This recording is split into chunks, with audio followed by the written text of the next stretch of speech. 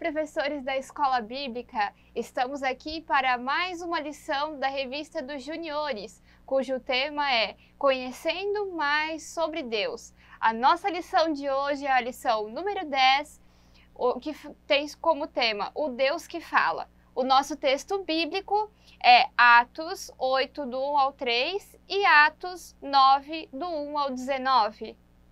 Olá, professores! Estamos aqui para passar para você mais um subsídio. Eu espero que você aproveite bem o conteúdo que foi preparado com muito amor e carinho. E tem um material muito rico mesmo.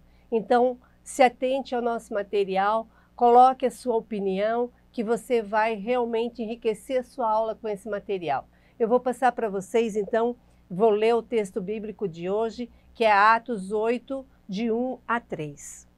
A perseguição e a dispersação da igreja. Naquela ocasião, desencadeou-se grande perseguição contra a igreja em Jerusalém. Todos, exceto os apóstolos, foram dispersos pelas religiões da Judéia e de Samaria. Alguns homens piedosos sepultaram Estevão e fizeram por causa dele grande lamentação. Saulo, por sua vez, devastava a igreja, indo de casa em casa, arrastava homens e mulheres e os lançava na prisão. Então, professores, nessa lição, nós vamos ter como tema principal a história de Saulo, no momento especificamente da sua conversão, onde o Senhor Deus fala com ele e ele pode ouvir a voz do Senhor e entender, compreendê-la. E dali então inicia todo o propósito do chamado e da conversão de Paulo. Então, o nosso principal objetivo da lição hoje é que, ao término, os alunos possam compreender que Deus fala com o seu povo e espera que ouçamos a sua voz, assim como Paulo também ouviu a voz do Senhor, convertendo seu coração e seguindo o seu ministério. O memorizando de hoje, o versículo bíblico proposto é: Deus fala de várias maneiras, porém nós não lhe damos atenção. Bom, nós aqui já ensinamos diversas técnicas para vocês de memorização que podem ser utilizadas. Cada um lê uma palavra, cada um escreve... Colocar em cartolina. Na cartolina, uma palavra do texto bíblico, algo nesse sentido. Há várias técnicas que vocês podem utilizar para isso. Inclusive, aqui na nossa igreja, nós estamos com vários propósitos, especialmente nesse ano, de memorizar textos bíblicos. Então, assim, é muito interessante, até mesmo você que nem é professor, não tem nada a ver com a escola bíblica, que acompanha esses trabalhos nossos aqui dos subsídios, voltar a algumas aulas, né? Sim. E verificar, porque são técnicas interessantes e assim como as crianças, nós também podemos utilizar. O para meditar, né? A gente utilizou em forma, você vai ver lá no PDF, tá? Aqui são tipo como se fosse marca-páginas, né? E cada um desses coloridos aqui, ó, desses coloridinhos nossos aqui, é um dia da semana, daí a criança vai pintando quando ela vai lendo e vai decorando, né? Então, assim, eu achei bem legal esse material aqui, tem até a fonte aqui embaixo, é de uma outra lição, né, de uma outra temática, mas é dos juniores e são os textos bíblicos mencionados na nossa lição. Então, eu achei interessante para a gente estar dando para as crianças para que ao longo da semana elas leiam mais uma vez os versículos que foram trabalhados. Isso. E possam também utilizar como marcadores das Bíblias deles, né? Eu utilizo muito isso na minha Bíblia, gente. A minha Bíblia é toda marcada, tá? Grifada e uso várias marca-páginas de fitinha, de coisas e assim, toda vez que eu abro naquele texto, eu me lembro do tempo que eu li ele, ou qual foi a importância dele, ou em qual ministração foi utilizado. Então, fica mais uma dica ali para vocês. Bom, Entrando na nossa temática principal, como a gente já tinha comentado para vocês, a história de hoje é, assim, para mim, particularmente, uma das histórias mais fascinantes da Bíblia, que é a história de Paulo. E Paulo tem uma história que inicia, na verdade, antes da sua conversão, porque o seu chamado, o primeiro momento do seu chamado é no apedrejamento de Estevão, né? Estevão era um líder da igreja naquela época, uma pessoa muito representativa, que tinha um ministério de evangelização muito forte, que colaborava junto com os discípulos e tudo mais. Então, assim, naquele momento, quando Estevão é apedrejado e as vestes e a capa dele cai aos pés de Paulo, isso tem um significado muito forte, porque toda vez que a Bíblia é recaído, é colocado a capa, assim como Elias e Eliseu, né? Quando a capa é colocada sobre a pessoa, significa uma transmissão de ministério, uma transmissão de função, ou algo nesse sentido, tá?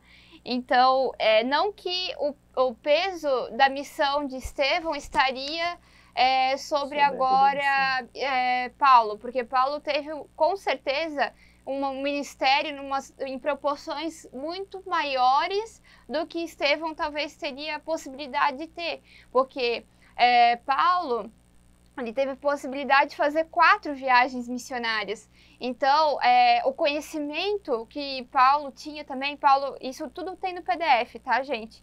E também, assim, ó, se você parar um pouquinho na internet para dar uma pesquisada, você vai achar muita coisa sobre Paulo, porque Paulo, com certeza, de todos os apóstolos, discípulos que o Senhor teve, eu prefiro chamar Paulo de apóstolo, no sentido de que ele não conviveu, né, no diário com Jesus, com o seu tempo de evangelismo aqui na Terra, né? Há muita divergência entre isso, mas eu opto por essa questão. Você tem que ver qual é a linha que você segue, como funciona na sua igreja. Mas eu acredito que Paulo recebeu isso de Deus porque ele era uma pessoa muito estudada. Um dos professores de Paulo, que ensinou a Paulo, foi Gamaliel. Gamaliel era filho de Hilel, e essa carga de ensinamento, Paulo era de Tarso, né, que é uma cidade hoje da Sicília, e ele era um romano judeu, né? Eles chamam isso de romano da dispensação, porque ele pertencia à tribo de Davi, uma das tribos que o Senhor havia separado dos filhos de Jacó. Então, assim, eu acho muito interessante, antes da gente ver apenas a figura de Paulo e o que ele representou para aquele momento, sim entender o contexto, porque o Senhor poderia ter escolhido qualquer um. É verdade. E ele preparou Paulo desde o início, desde a sua criação, para que ele tivesse esse ministério, para que ele tivesse esse potencial todo em alcançar vidas e plantar igrejas e administrar igrejas através de cartas. Gente, olha que fantástico, né? Ter esse potencial todo. Eu acho interessantíssima a história de Paulo, porque às vezes mesmo na prisão, no exílio, ele encontrava as forças no Senhor para que as igrejas lá de fora fossem ministradas, fossem acalentadas, fossem corrigidas, fossem exortadas. Então, nesse ponto que a gente tem que se inspirar em Paulo, como também em tantas outras coisas. Outra questão interessante a respeito de Paulo foi realmente o momento da sua conversão, e ali vocês vão ter todo um histórico, que foi na ida para Damasco, né? E outro ponto ali que eu até cito é a questão dos soldados que estavam com ele, porque a função de Paulo, o ofício dele era construir tendas, porém, ele fazia parte do partido fariseu daquela época, né? E vocês conhecem o farisaísmo, né? O farisaísmo, Jesus sempre dizia, não sigam as práticas dos fariseus. Quem levou Cristo, propôs as acusações a Cristo, quem colocava que ele curava no sábado e que não podia, eram os fariseus. Então, assim, Paulo era um deles, né? Saulo era um deles. Tanto que na sua conversão, Jesus troca o nome de Saulo, para que ele esqueça aquele velho homem e renasça e seja alguém novo na sua essência, no seu pensamento, na sua maneira de agir, na sua maneira de pensar, que um novo homem surgisse. E o que me chama a atenção no momento da conversão, como eu ia dizendo, é que os homens que estavam, os outros soldados que ajudavam na perseguição, junto a Paulo, conseguiam ver o Senhor, ver aquela forte luz, aquilo que cegou Paulo naquele momento, e só que eles não conseguiam compreender o que estava sendo dito. Porque aquela mensagem, aquilo que o Senhor dizia para Paulo e Paulo dizia para o Senhor, Paulo disse, Senhor, o que queres que eu te faça? E Paulo dizia, Paulo, por que tu me persegues? Né? Por que tu corres tanto atrás de mim? Por que tu persegue os meus? Por que tu não deixa o meu reino ser propagado? Né? Nesse sentido era o diálogo deles. E houve o convite, o Senhor aceitou e Paulo aceitou e cegou a Paulo. E isso é uma coisa muito interessante, porque do momento que nós não temos um sentido, por exemplo, perdemos a visão, ou perdemos a audição, ou somos surdo-mudos, né? Algo nesse aspecto. Os demais outros sentidos nossos são aprimorados, né? E nesse momento eu acredito que o Senhor queria isso, que Paulo parasse de ver com os olhos humanos e olhasse mais pelos olhos da fé, com os ouvidos, porque a palavra nos diz que a fé vem por ouvir e ouvir a palavra do Senhor. A fé não vem por ver. A fé não acontece quando você vê o milagre acontecer, não. A fé vem pelo ouvir a boa palavra, a boa nova que o Senhor tem para nós.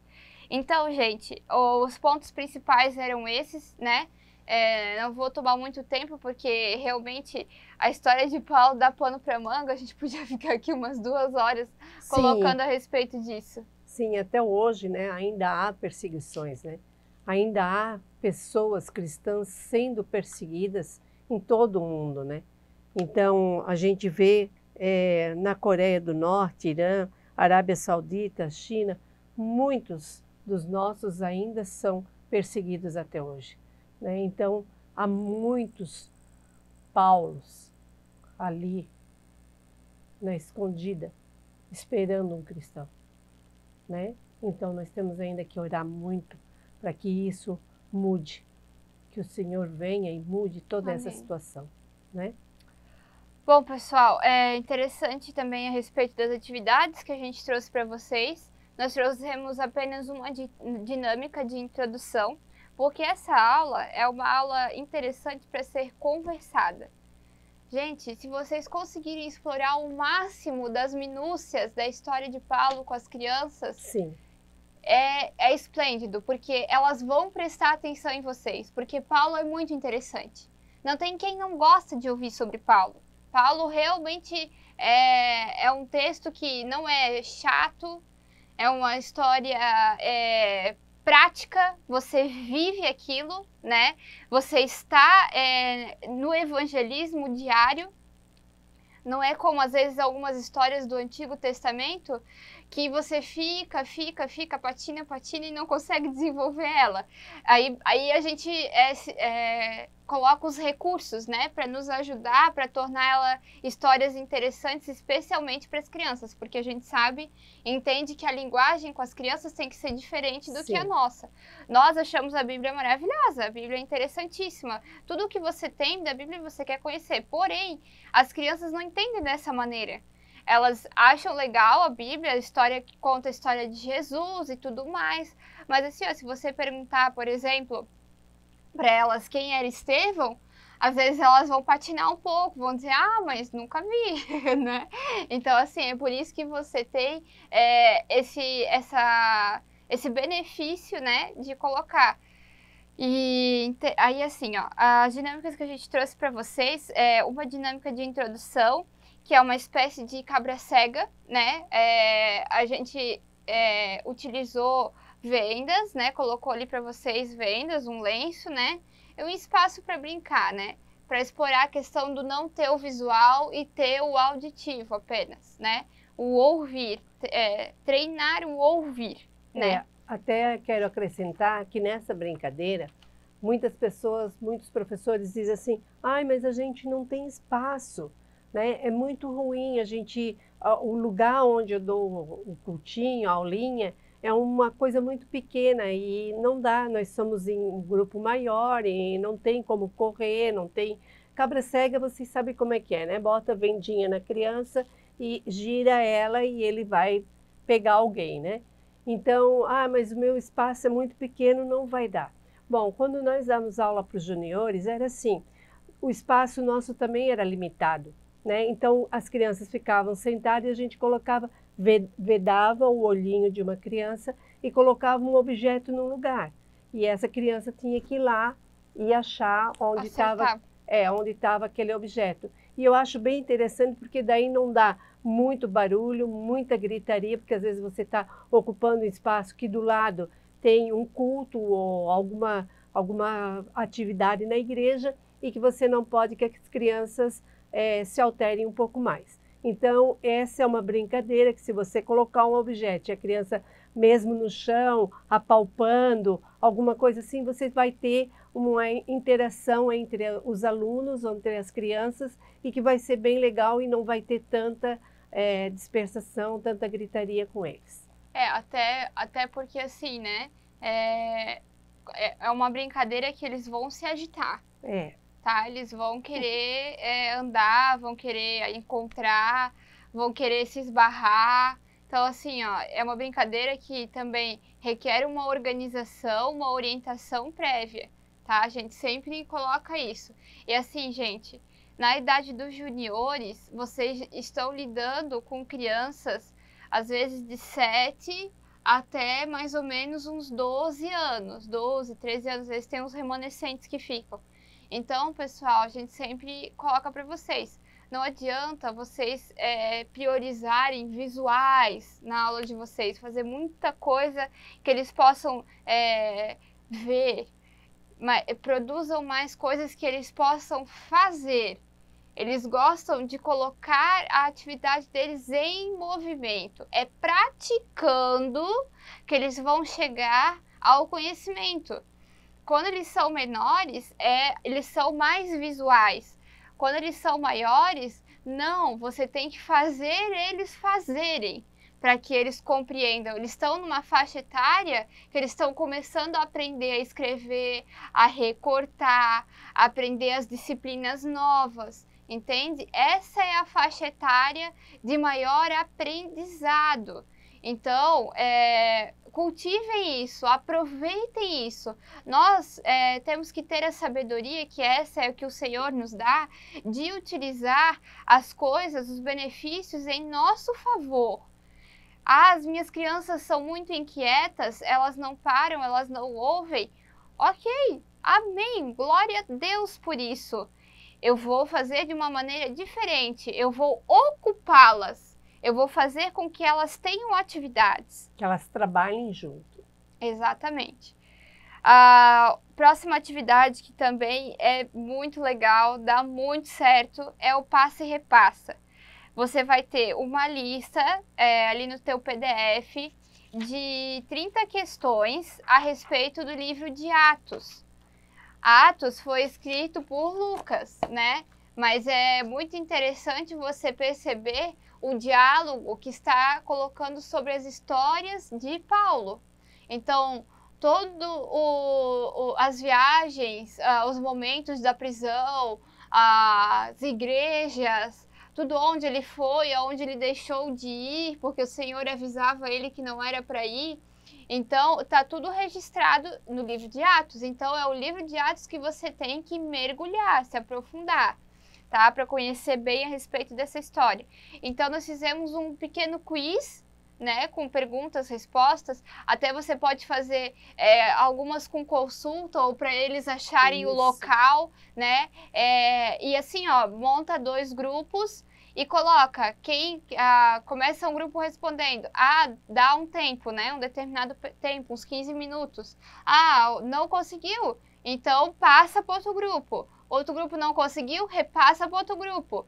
Depois nenhum dos 2 conseguiu, alguém tem que pagar uma prenda, né? Assim, para estimular eles a realmente buscarem na Bíblia, a saberem as informações, né? As histórias, tudo o conteúdo de Atos, né? E assim, ó, a primeira vez, professores, vai ser complicado, porque eles não vão saber. Mas na próxima vez que você fizer, no próximo cultinho que você já fizer com eles, na próxima aula da escola bíblica que você fizer essa mesma atividade com eles vão estar sabendo, porque com certeza eles vão estudar para conseguir acertar as questões e não pagar prenda. E a pontuação, né? Que é importante, que ninguém quer perder, né? E os juniores estão bem naquela fasezinha que eles não querem perder. Né? Eles querem sempre estar ganhando, só eles sabem, né? Então é bem gostoso trabalhar com eles, porque eles são bem espertos e eles vão procurar a Bíblia e eles vão estar trabalhando nisso, e você vai se surpreender, porque muitos ali a gente acha que não sabe nada e eles sabem sim.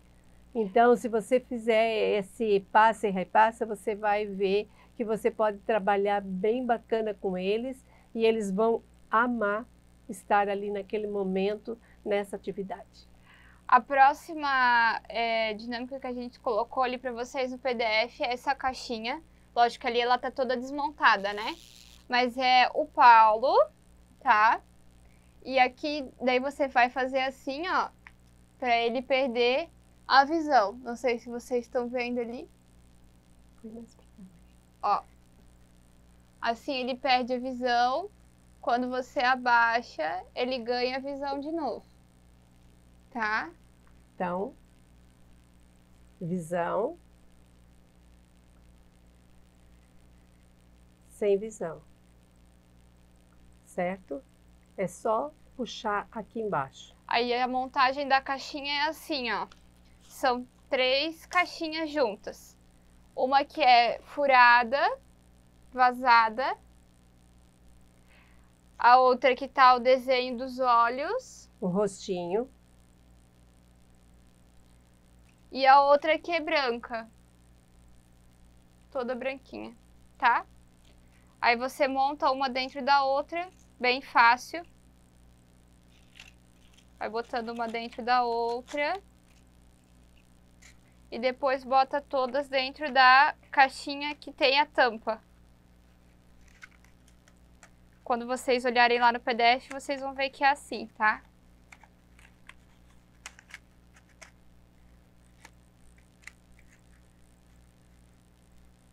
Ó, daí aqui ele tá vendo. Sempre esqueço que é aqui. E aqui ele já não vê mais, tá? Bem legal. Aí que até tem um escrito em inglês que diz... eu antes não via, mas agora eu posso ver. E essa aqui é uma outra opção. Eu coloquei nesse negócio aqui de plástico, mas você pode usar um palitinho de picolé, algo mais simples, tá? Aqui é a máscarazinha, tá? Do Saulo, que vai virar Paulo, tá? Com os olhinhos aqui, ó, sem a visão. Certo? bem fácil de fazer, gente, os PDFs estão tudo lá. Vocês podem utilizar para as crianças pintarem, tá? Ou se vocês não querem que elas pintem, que elas só recortem, dá também. Então, assim, ó, bem simples. Dá para fazer aqui, ficar esse lado aqui em palitinhos diferentes. Daí você vai da sua criatividade, você que elabora na sua aula. A diversidade é você quem faz. Então, pessoal, nós queríamos agradecer por mais uma lição aqui com vocês, mais essa pré-aula. Que Deus abençoe, direcione você nessa lição e tenha uma boa aula com os seus alunos. Obrigada. Muito obrigada. O meu nome é Elisiana, o dela é Maria Carolina e conto com você. Se você tiver alguma dúvida, se você quiser fazer algum comentário ou até mesmo colocar qualquer comentário que for ali na nossa aula, fique à disposição, tá certo? Muito obrigada por estar aí no outro lado nos ouvindo. Agradecemos de todo o coração. Amém?